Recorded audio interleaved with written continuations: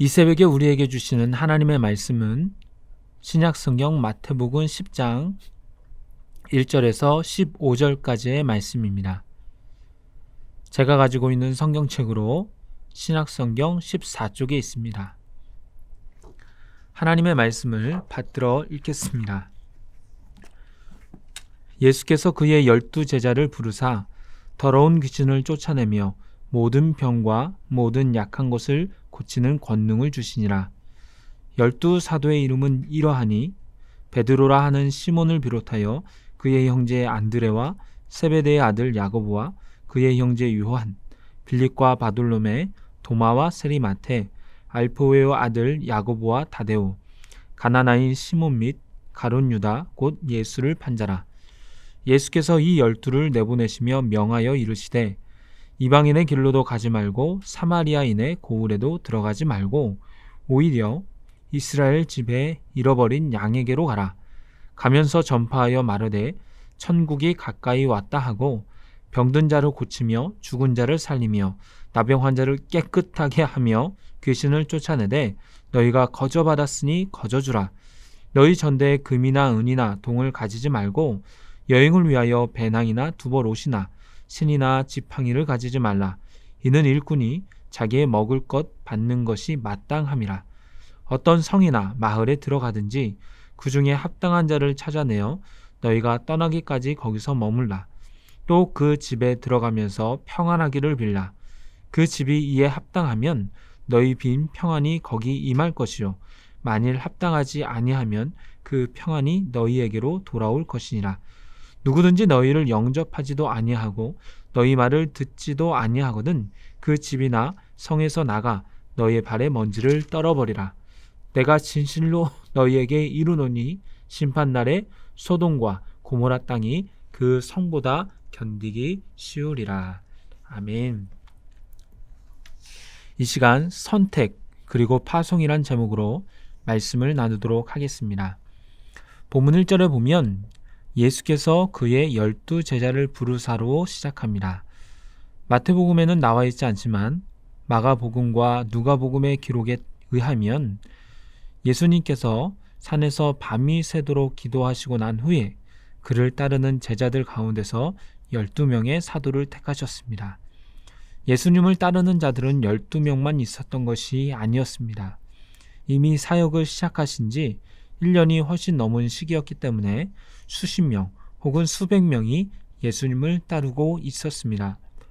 그 중에서 진정 사역자로서의 마음이 있고 열심히 있는 12명을 뽑은 것은 이제 확실히 이 제자들로 하여금 하나님 나라를 알게 하고 전파하게 하시려는 계획과 의도가 있으셨기 때문에 기도하며 신중하게 진행하셨을 것입니다. 마태복음에서는 이들의 이름을 둘씩 묶어서 나열합니다. 먼저 베드로와 안드레입니다. 베드로는 형이고 안드레는 동생입니다. 세베대의 아들 야고보와 요한도 형제입니다. 빌립과 바돌로메라고 되어 있는데 요한복음 1장에 보면 빌립은 바돌로메, 다른 이름으로 하면 나다네를 전도했습니다. 전도자와 전도받은 자를 묶은 것입니다. 그 다음 도마와 마테인데 도마는 부활하신 예수님을 직접 봐야 믿는다고 한 의심 많은 사람이었고 현실주의자였으며 마테는 세례로 물질을 다루던 자였습니다. 성향이 비슷해서 묶은 것 같습니다. 알페오의 아들 야고보와 다데오는 형제로 부모의 신앙을 물려받았습니다. 가나나인 시몬과 가룟 유다가 나오는데 시몬은 열심당원으로 로마의 무력으로 대항하는 독립군이었고 가룟 유다도 마찬가지였습니다. 예수님을 메시아라고 생각했으나 그의 생각 속에 머릿속에는 죄에서 구원할 메시아가 아닌 로마의 압조에서 구원할 정치적인 메시아였습니다. 예수님은 이렇게 둘씩 묶으시며 파송합니다. 둘씩 짝지어 보내시는 이유는 신명기에 기록된 것처럼 어떠한 사실을 증거하기 위해서는 최소한 두 사람의 증인이 필요했기에 그 사람의 성향에 따라서 2명씩 묶어서 파송한 것입니다. 사역을 할 때 혼자서는 감당할 수 없기 때문에 많은 부분에서 동역을 합니다. 그러면서 이 사람 저 사람을 만나게 됩니다. 그러다 보면 나와 맞지 않는 사람과도 한 팀을 이루어 사역해야 되는 경우가 있을 수 있습니다. 가능하면 리더는 이 상황과 저 상황을 고려해서 팀을 붙여주지만 처음에는 잘 몰랐지만 일을 하다 보면 저 사람과 나는 안 맞는구나 라는 경험을 할 수 있습니다. 그럴 때 어떻게 해야 됩니까? 성숙한 사람은 그럼에도 다투지 않습니다. 다름을 인정하며 내 의견과 다르다고 하더라도 상대방의 의견을 경청하고 그것이 진리에서 벗어나지 않는 한 용납해 줍니다. 그러면서 사역을 이어나갑니다. 제자들도 그랬을 것 같습니다. 예수님이 형제와 전도자, 정치적 성향, 기질이 비슷한 이들끼리 묶어주어 전도 여행을 가게끔 했더라도 둘의 마음이 맞지 않았을 수도 있었을 것입니다. 하지만 그들은 서로를 용납하고 전도에 집중하며 나아갈 때 사역을 성공적으로 할 수 있었습니다. 특이한 것은 4절에 가룟 유다만 좀 더 길게 설명한 것입니다. 가룟 유다, 곧 예수를 판 자라. 전도 여행을 하며 또한 많은 사역을 하며 예수님의 이름의 능력과 그 가치를 알았을 것인데 그는 끝까지 그 마음을 돌이키지 않았습니다. 예수님의 제자로서 3년 이상을 같이 생활하며 그 능력으로 죽은 자를 살리고 귀신을 내쫓았지만 진정 예수님을 알지는 못했습니다. 그러기에 예수님을 파는 자가 될 수밖에 없었습니다. 우리도 예수님을 진정 알지 못하면 이렇게 될 수 있습니다. 교회에 맨 처음에 나오는 경우는 여러 이유가 있을 수 있습니다. 외로워서, 사랑받고 싶어서, 누군가에게 의지하고 싶어서, 몸이 아파서, 마음이 아파서, 정신적으로 힘들어서, 지식적으로 뭔가 알고 싶어서, 진리를 탐구하고 싶어서 여러 가지 이유가 다양합니다. 하지만 교회 어느 정도 다니고 나서는 나의 필요를 위해 예수님을 찾기보다 왜 예수님이 이 땅에 오셨나? 왜 하나님의 아들이 이 땅에 오셨나에 대해서 관심을 가지고 그 이유를 알아야 합니다. 그것은 바로 예수님의 십자가입니다. 예수님은 우리의 죄를 용서하시고 구원해 주시기 위해서 이 땅에 오셨습니다. 나의 죄를 용서하시고 하나님의 자녀로 만들기 위해 이 땅에 오셨습니다. 그 사실을 믿는다면 그분이 요구하는 것은 이제 나의 믿음이요 우리의 삶의 중심입니다.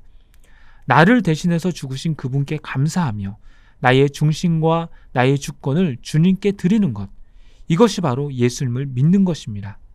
건강, 물질, 나의 간구를 요구하기 전에 가장 먼저 선행되어야 하는 것은 예수님이 나의 삶의 주인이시기 때문에 주의 뜻대로 살겠습니다 라는 고백입니다.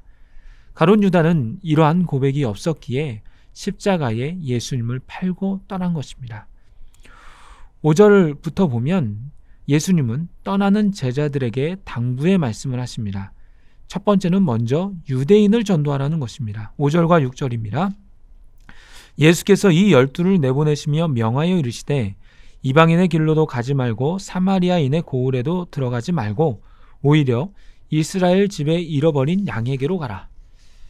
이것은 나중에도 복음 사역을 이스라엘에게만 하라는 것이 아니라 우선적으로 현재는 유대인들에게 하라는 것입니다. 유대인은 그때까지 수백 년 이상의 세월 동안 그리스도 메시아를 기다렸습니다. 이들은 이미 메시아가 오셨음에도 불구하고 아직 모르고 있었습니다. 그러기에 우선 유대인에게 전하라는 것입니다.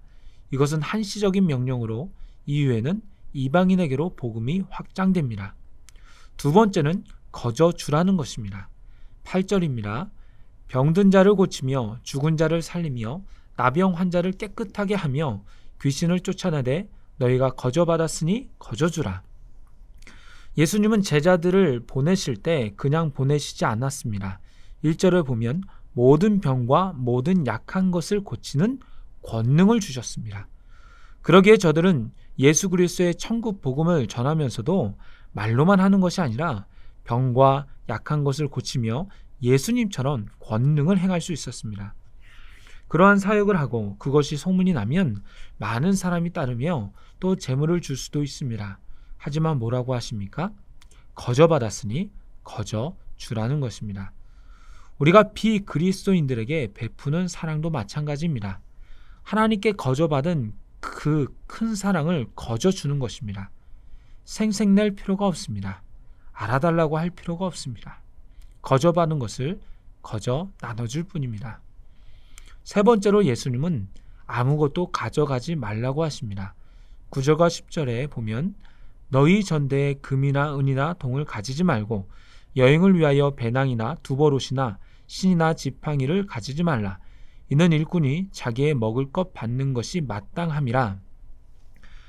이것은 출애굽을 앞둔 이스라엘 백성들에게 하시는 말씀과 같습니다. 출애굽기 12장 11절에 보면 너희는 그것을 이렇게 먹을지니 허리에 띠를 띠고 발에 신을 신고 손에 지팡이를 잡고 급히 먹으라.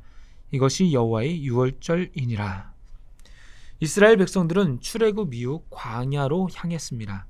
광야에서는 농사를 지을 수도 어디에서 먹을 것을 사올 수도 없었습니다. 하지만 이스라엘 백성들은 40년 동안 굶지 않았습니다. 하나님께서 하늘의 만나를 내려주셨고 또한 의복이 헤어지지 않았으며 발이 부르트지도 않았습니다. 하나님께서 늘 보호하셨고 저들을 지켜주셨습니다. 예수님은 제자들에게 이러한 것을 훈련시키고 싶으셨던 것 같습니다. 훗날 내가 이 땅에 없다고 할지라도 복음을 전하며 선교할 때 걱정하지 말아라. 하나님께서 친히 너희를 보호하시고 인도하실 것이다. 네 번째로는 복음을 받아들이면 머물고 아니면 떠나라고 하십니다. 열심히 전하되 그 결과는 하나님께 맡기는 것입니다. 그 마음을 여는 것은 제자들의 언변이 아닙니다. 능력이 아닙니다. 오직 하나님의 은혜가 있을 때 사람의 마음이 열립니다. 그러기에 안 된다고 좌절하지 말고 복음을 받아들이는 곳으로 가라는 것이죠. 이제 말씀을 맺도록 하겠습니다. 오늘 말씀에서 예수님은 12제자를 선택하시며 권능을 주어 저들을 파송하십니다.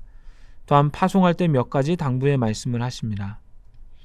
우리 그리스도인들은 구원받았으니 됐다라고 여기면서 어느 정도 신앙생활하는 것에 만족하면 안 됩니다. 예수님의 제자로서 온전히 서야 합니다.